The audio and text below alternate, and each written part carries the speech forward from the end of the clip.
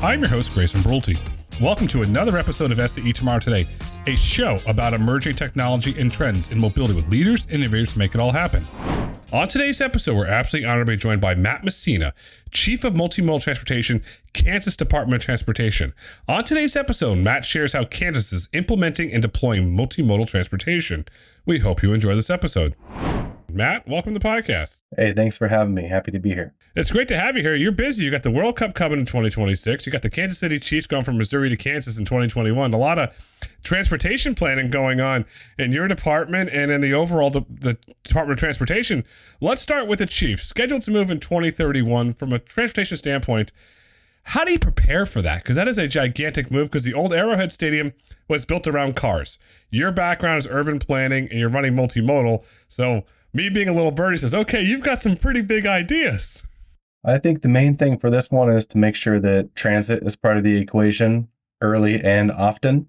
That way we can give people the opportunity to get there safely without being maybe conflicted with some of the activities that take place at such sporting events. You know, drinking and driving don't pair well, but drinking responsibly and pairing up with your local transit agency to get you to and from safely is the right recipe for that type of development to take shape.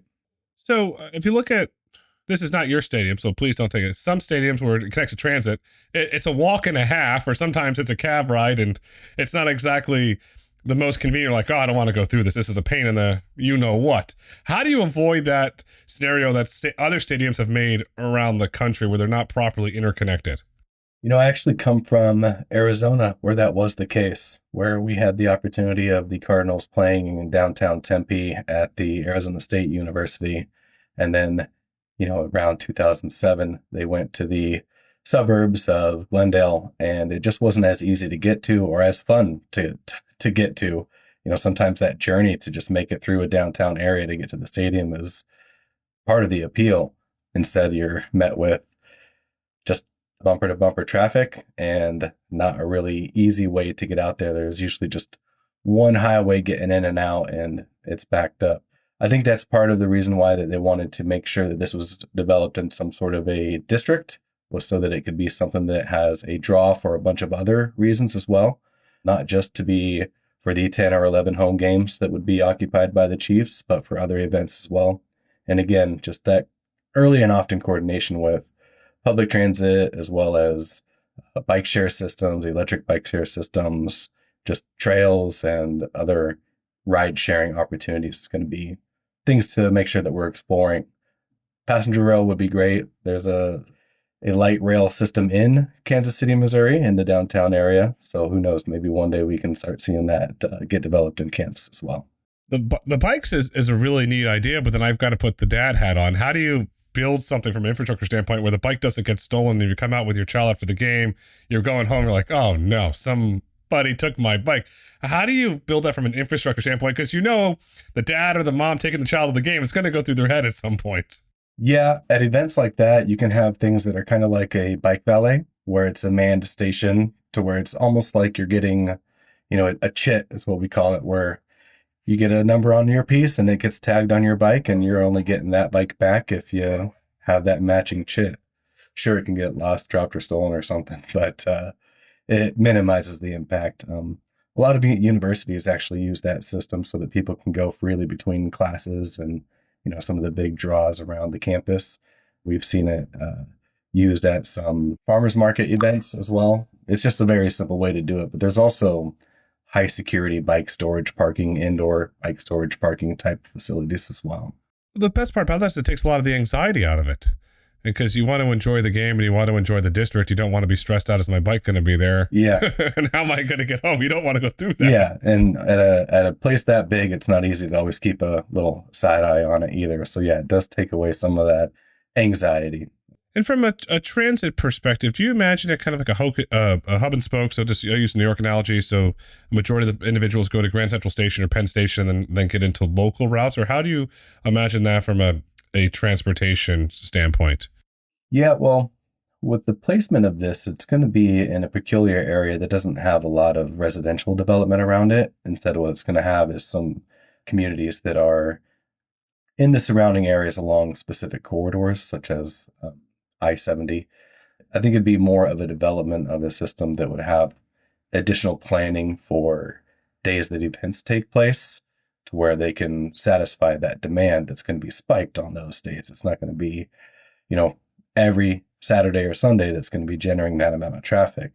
So I think just forward planning with providing the appropriate sizes and frequencies of vehicles along specific corridors that kind of hit that transit shed around that area. Do you envision, or could you envision on game day or event day, dedicated lanes only for buses? So say, hey, if you get on the bus, you're not going to sit in traffic. Huge advantage. Do you envision something like that, perhaps? Envision, sure, I can imagine. Or for we do have bus on shoulder opportunities in the Kansas City metro area on the Kansas side. I could definitely see that being a potential solution to addressing some of those issues and helping to make transit one of those attractive options for transportation. The reason I asked about envision, because you have a background in urban planning, so I'm sure you've got some pretty big, bold ideas. Big, bold. We'll see what sticks to the wall. Yeah. But you have to treat it as part of the stadium deal. There's a commitment for $1.5 million for public transportation in Wyandotte County. How do you envision that money being used? I think that that's going to be something that would be a little bit more of the responsibility of the local entities and the partnerships that they have with some of the transit providers in their area. As the state DOT, we are slightly removed from some of those practices. However, we are part of that stakeholder and partnership and engagement efforts. So just your typical planning process where it's left up to engagement to really see what the public has and what their interests are for their needs that are what they desire to be met. How about from a bridge perspective? Because the agreement also calls for fast track repairs for the Central Avenue, Kansas Avenue, and Union Pacific bridges. I'm curious, do you have any insight into that? Are you going to put pedestrian corridors on there? Will you put bike lanes on there as part of those repairs, or will they just be the traditional zoom, zoom, zoom automobile bridges? Well, we do have a history of maybe excluding some of those facilities on bridges, but I would say now we have a much wider open eye or open mind for when it comes to being accommodating for pedestrians or bicycles on any facility really, but especially bridges. The beauty of bridges is that they help overcome barriers. You're not really solving that issue for everybody if you're just restricting it to just automobile use only. So I do see that as a foreseeable future. But what we really need to do is that initial planning and public engagement effort to show that there is that need and that demand, then also some safety assessment so that we can show that we're preventing future crashes. Because if there's going to be that mega attraction of a concert venue or a sports venue on one side of the bridge, and people don't want to drive and deal with the traffic, they're going to find ways to get there one way or another. So we might as well provide something that's safe and separated for them to do so. You have to, and I'm not calling this city out by name, which I will, and I'm not calling the stadium out by name, but you're right. Pedestrians are going to go where they want to go. If you go to a Las Vegas Raiders game in Las Vegas, you've got that one bridge by the Mandalay, and the police can't stop the people. They don't want to wait in that traffic over the bridge they go. So you have that as a very, if you want to call it, public example of something that can be fixed, is the nice term I'll use. How do you get the public engagement to say, okay, we know this is going to happen. We know there are safety issues. We know there's all very issues. How do you get them to go to a public hearing or to go to a meeting to get involved and say, hey, you're a tax-paying citizen in the state of Kansas. You have a right to come to this meeting and to voice your opinion. Yeah, I think that we have an advantage now that's a little bit more profound than prominent when I went to school. And that's, we're the age of information. Majority of us have immediate access to information or even participation opportunities through open public surveys.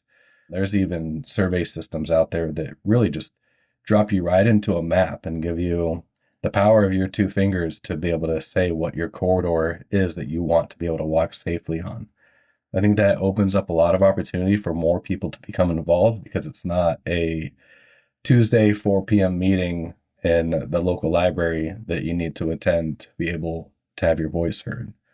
So we have that opportunity, but there are those more structured meetings We've seen a lot of good open houses with some of our larger projects in the region and across the state, which even if they're occurring during business days and business hours, we're still very shocked and stunned to see the amount of participants that still arrive because it is a passion of theirs. They take the time to come out and voice their opinion. But we still host those opportunities that are beyond typical working hours and still have the online public comment opportunities as well. The online one's fascinating. You said comics. I'm curious. Do you have residents where there are certain streets, every city has them and state has them, where people fly 100 miles an hour down the street where they can say, hey, we'd like some traffic calming in this? Do they have the ability to do that, to offer just, you want to call it, general transportation feedback to the department? Yeah, absolutely. We're very open, honest, accessible, transparent, all of that. We have a steady flow of requests to reduce speeds on any given corridor, whether that's a state system corridor or a local system corridor. If it's 60, 50, even 30 miles an hour, we get those requests on those roads. And that's usually based on context. I would say the most common request that we get speed reduction in relation to is within school zones or adjacent to schools, but that's not the only case. That's reasonable. That's the one you can expect. That's the one that usually gets a lot of justified support and local and political support. But even in areas where there's just a hard line of sight to see to be able to access a highway from a side road, we're out there, we're conducting studies, and we're addressing those immediately. Have you seen, I served in a political appointee role years ago, and the demographics where older individuals would come to these meetings to be highly engaged. With the digital tools that you're now offering to the residents of Kansas, are you seeing younger individuals get involved in this process as well? I would say that we are. I haven't been in the industry for too long, just about 10 years now, to really see if there's that much of a shift. However, we do have some safety initiatives and programs that are specifically targeted towards high school actions, and that's the SAFE program, which stands for Seatbelts Are for Everyone. And it's been highly effective that they're beginning to branch out away from just the fact that the seatbelts are the answer for safety. And they're starting to talk about more things that are impactful, such as distracted driving, being on your phone while driving, and talking about the importance of not doing those things, especially as novice, newer drivers, that they need to have their full attention on the road. But they're also trying to place that stigma on the fact that if you're being a rule follower, that it's not cool. They're trying to reverse that as well. Call out that it's cool to arrive alive, as they say, and do what's smart and what's safe so that you don't injure yourself or others.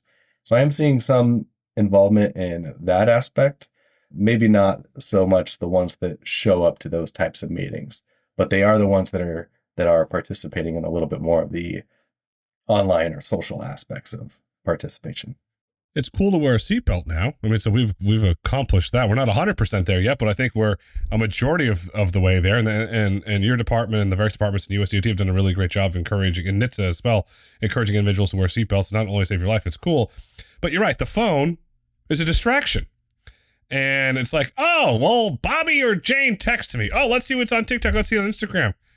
How do you think we overcome that? You know what? It's cool not to check your phone. Like, what do you think? Is it going to be massive peer pressure that's going to have to come down to change this psychological behavior, or what do you think it's going to be? I think I've got to be honest about my answer to this one, and that's I don't have the answer. I don't know. If I did, I'd be leading that initiative with 100% of my heart going towards it. If I knew it was going to be effective or not, but I just don't know what that one is, and I don't know that there's any one solution or even a handful of solutions, which is why it is a persistent problem. I agree with you. I couldn't offer you a suggestion on a solution. I could just tell you it's a problem, and I think we would both agree that it's a huge problem, and it's sad. I was crossing the road the other day.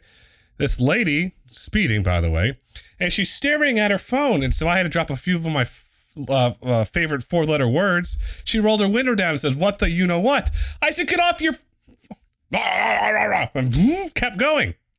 That's a problem, and that's not an isolated incident. Yeah, that is far too common of an occurrence for sure. But I gotta give a lot of credit to law enforcement, and especially local law enforcement, where you're starting to see. I've noticed now, local law enforcement in school districts, where they're sitting there with radar and they're enforcing it. Okay, you're on your phone, pull over. And so maybe the answer is start small, and where you have highly vulnerable areas where you have little children getting out of the cars and they're happy to go to school, so they're not necessarily looking to the left and looking like, oh, there's my friend, let me go. That's a really good way to start. And Kansas has a program called the Kansas Safe Routes to School program. Can you talk about that, please? Yeah, so the Safe Routes to School program is actually a very old. Let me take that back. Not very old, but it is an older program. Originally established around 2005 and really started to get the ball rolling in 2008 in the state. That was federally supported, federally, administered.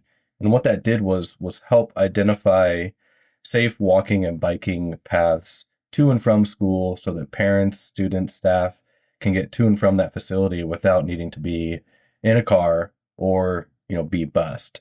This helps people save money, helps them get a little bit of physical activity to start their day.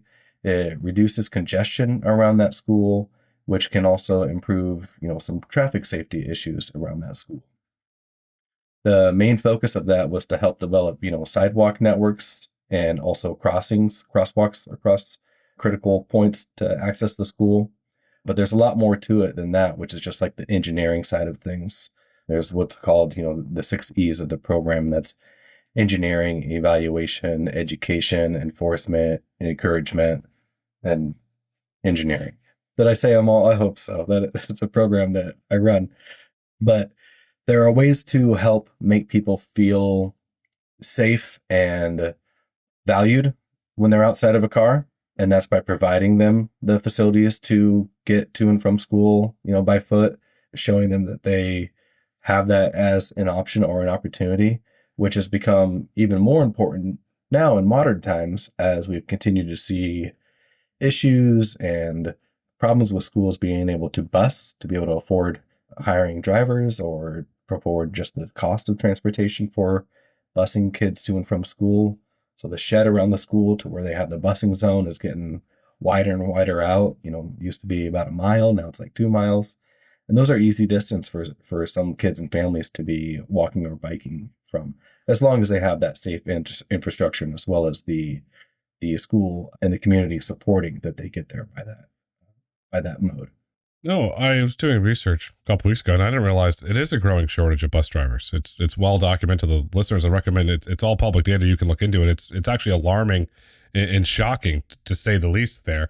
I'm curious, when you say within that mile to 2 miles, you're going to call it zone within the school, do you strategically, as part of the plan, place crossing officers or crosswalk guards to ensure? Because even if you have the bright flashing pedestrian crossing, you still get the bozo on his phone distracted. They are a bozo that goes right through it. Are you seeing strategic crossing guards or perhaps off-duty police officers or active-duty police officers being placed at, if you want to call it, high-volume pedestrian traffic corridors to ensure their safety? So that's not an element that we get into on the staffing, the state DOT part, but it is a recommendation, and we do call out for that need in many cases. But similar to bus drivers, there is that shortage in that staffing capacity as well.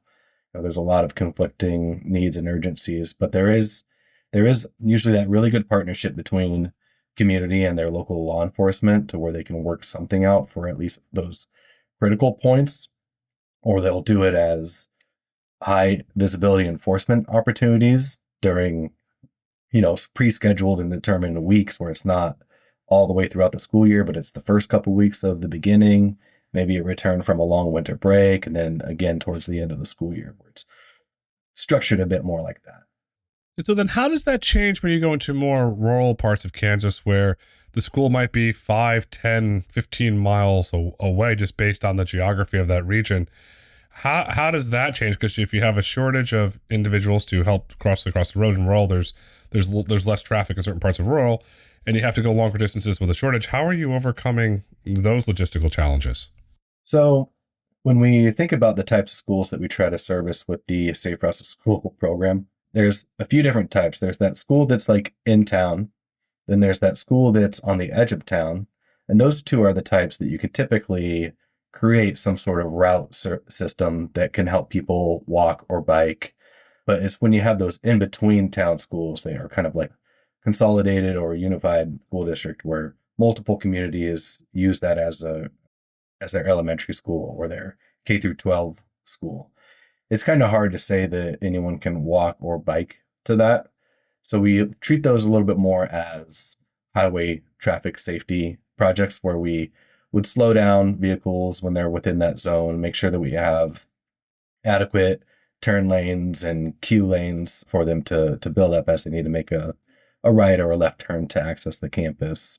Those ones do get difficult to really be part of what the Safe Routes to School program is designed to develop. But you're still taking, if you want to call it, positive safety measures in those communities. So if you want to term, nobody's being left behind. And staying on the rural theme, how do you think about intermodal from a rural theme? Because I ask that because the distances, on average, are longer distances, and sometimes a lot longer distances in between destinations. Yeah, so there are programs or little practices that some communities do where it's kind of like a drop-off location, an off-site school drop-off location that might be staffed by some people that work at the school, to where parents, caregivers, or even some of the school transportation vehicles can drop off a group of students, say half a mile or a quarter mile from the school, to then still walk safely to that, get a little bit of physical activity, get to experience a little bit of their surrounding, smell some of the hay, see the big combine vehicles out there chopping stuff down. In some cases, some time of the year, watch the sunrise like as they're making their way to school. There are programs like that, and that is something that we also support as part of that encouragement piece to the program. Would you say, and I'm asking this from personal experience, is that very similar to a park and ride program that we've seen on the Eastern Seaboard for commuters? Is that a similar way to think about it? Yeah, it'd be a very similar way to think about it. Park and ride, however, usually the user is driving themselves to a station, parking their vehicle, and then choosing that other commuter rail mode or transit mode. This is a little bit more of a drop off situation. So there isn't really like parking lot or anything that's like really that organized or structured, but very similar, I would say. If you had to put a comparison or an analogy that applied to school children, yeah, I'd say that's a lot like a park and ride. That's wonderful. In 2023, Kansas introduced the Active Transportation Plan. Is everything we've discussed, is that all part of that plan? Yeah, so the Active Transportation Plan really kicked off in 2020. A lot of what we had planned to do as like stakeholder outreach was sidelined by, the social distancing practices. So we actually were able to open up a lot of that to online structures where we feel like we got a lot more participation than we anticipated. And that's kind of what I was speaking to earlier. It seemed like people were just more willing or capable of clicking a button to join a meeting instead of leaving work 20 minutes to just drive to the meeting and then missing out on work for a couple hours to be able to participate. We got a lot of good feedback on what people and places from around the state wanted to see the state's transportation agency being involved in and supportive of as it relates to active transportation. And I'd say the thing that rose to the top was making sure kids could get to and from school safely, which is why in 2023, once the active transportation plan wrapped up, that's the very first thing that we initiated and began implementing like right off out of the gates. And we've been able to get into a lot of communities since then and fund a lot of transportation plans, safe routes to school related transportation plans, and get their input and their needs documented. And right now we have an open call for funding where we have about $30 million available in transportation alternative funds that can then help support them in developing some of those sidewalks or crosswalk enhancements that they identified. And later on in the year, in April, we'll have some non-infrastructure programming dollars that'll help them implement some of those enforcement or encouragement activities that are a little bit more designed to educate people how to navigate roadways safely when outside of a car, or how to, tune up their bike, and just little tidbits like that, like a bike rodeo. That's wonderful because to me it's saying that you're asking the local jurisdictions to take action and saying, okay, we don't know what might work in District A or District B or Town A. Okay, come to us with ideas. I love that idea that you're saying, okay, this has to be a local solution. Yeah, that's exactly what we designed most of the programming to be, was how can we be the resource to let them be the driver of the initiative. We don't want to say that there's just one program that fits all.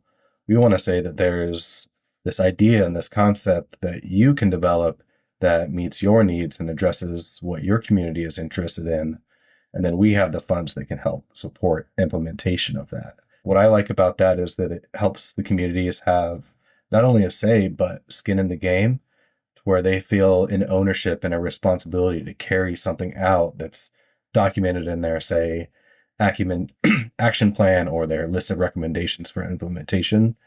And we see a lot of these local champions, we call them, that are the driving force of significant change. Like, it can be small and incremental, but at the end of the day, it is significant.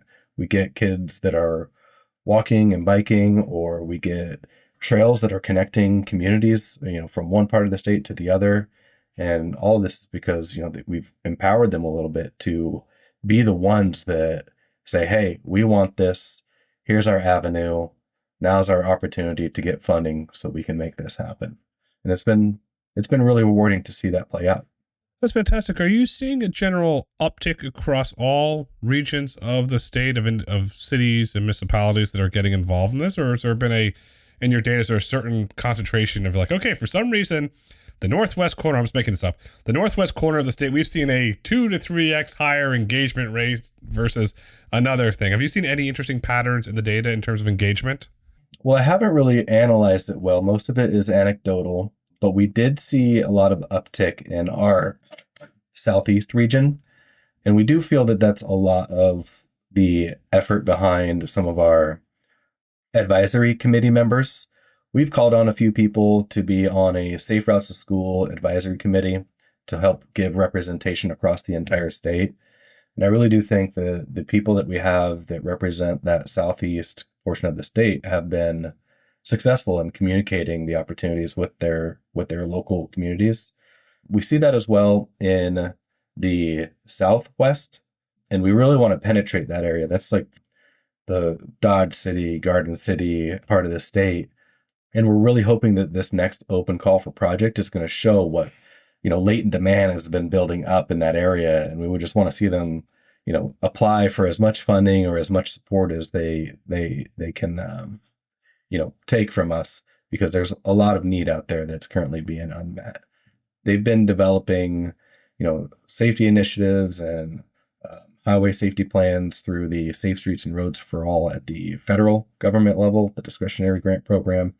So hopefully they have a few different things that lay out and map out exactly what their goals and priorities are. And we'd really like to see some of those things be not only, expanding capacity on roadways for freight trucks and cattle trucks, but like people walking and biking from point A to point B, whether that's home to work or school or places of worship. Really looking forward to see if we've been able to penetrate that area. Thank you. Well, I've been to Dodge City, believe it or not, and there's a lot of great Western history that Dodge City played the role in the American West. You're doing good, if you want to call it, implementing a really good transportation vision for Kansas City. And I can't ask you, I have to ask you this today because the World Cup is coming. I know it's going to Missouri, but individuals are going to be staying in Kansas in hotels with relatives and going back and forth. How do you coordinate? Because you're going between two states, two different jurisdictions, different policies, different elected officials.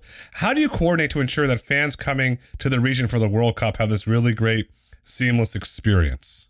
Well, as you probably know, many of the audience, that is going to be taking place within a urbanized metropolitan area, which has its metropolitan planning organization known as MARC, the Mid America Regional Council.